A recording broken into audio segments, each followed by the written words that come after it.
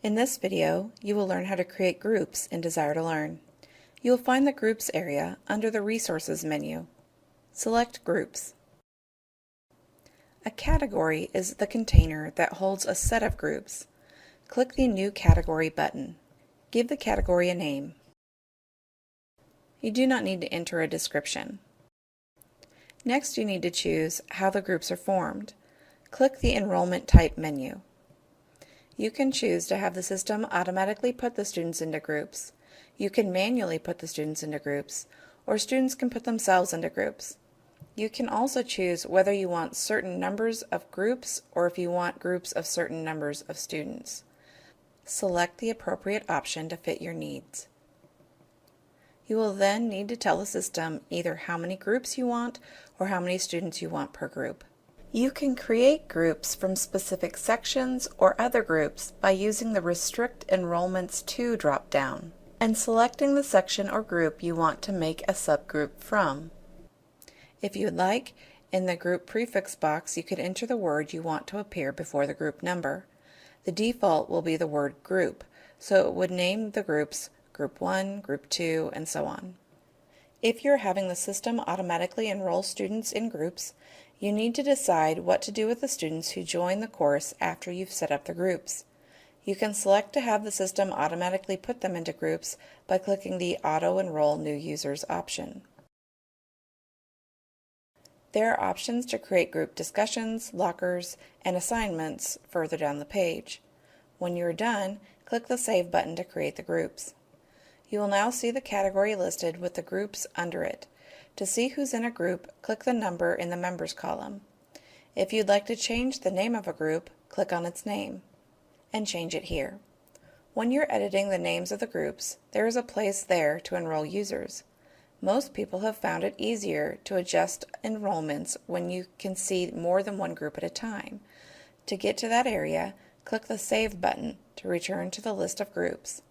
Click the arrow to the right of the category name and choose Enroll Users. Scroll down. You can enroll someone in a group by clicking the box next to the student under the corresponding group. The badges next to the students' names tell you they're enrolled in a group. If there is a question mark next to a student's name, that means they're enrolled in more than one group. Instructors will not be automatically enrolled in groups. You will still be able to see the group items without being in the group, though. When you're done, click the Save button. You can have as many sets of groups as you need. To make another, click the New Category button and repeat the same procedure as before.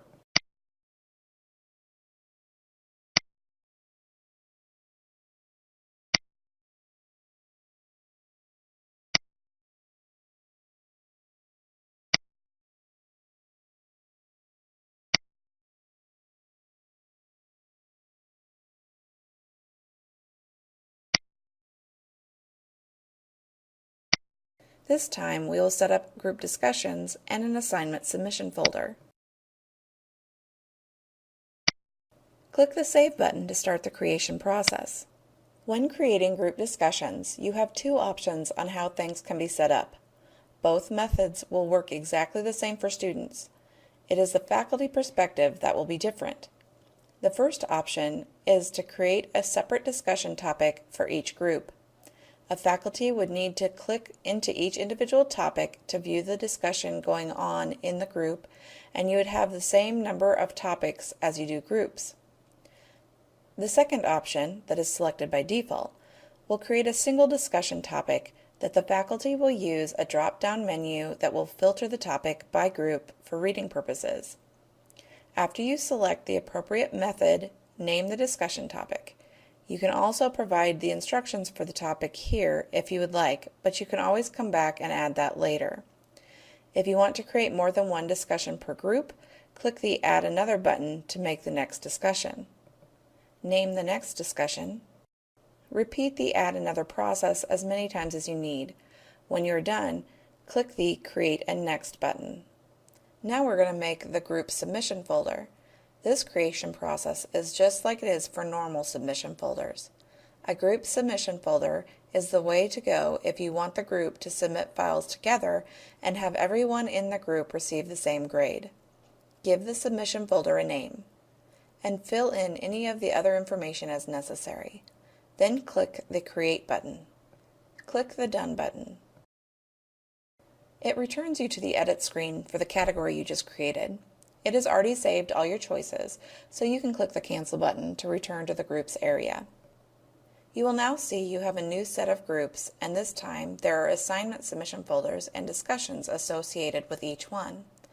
To switch between categories, click the View Categories drop-down and select the groups you want to view. You can email groups directly from the screen by clicking the box in front of the group and clicking the email link. To see the group discussions that we created, click the Assessment menu and choose Discussions. Here are the topics that we created for the group discussions. They are currently only in the discussions list, so you will need to add them to content. To see the group submission folder, click the Assessment menu and choose Assignments. You can tell which submission folder is the group one by the people icon to the right of its title. Again, it is currently only in the Assignments list. You will need to add it to the content area. I'm going to create a module to put all my group assignments in. Using the Existing Activities button, I can add all the things I have created for my teams.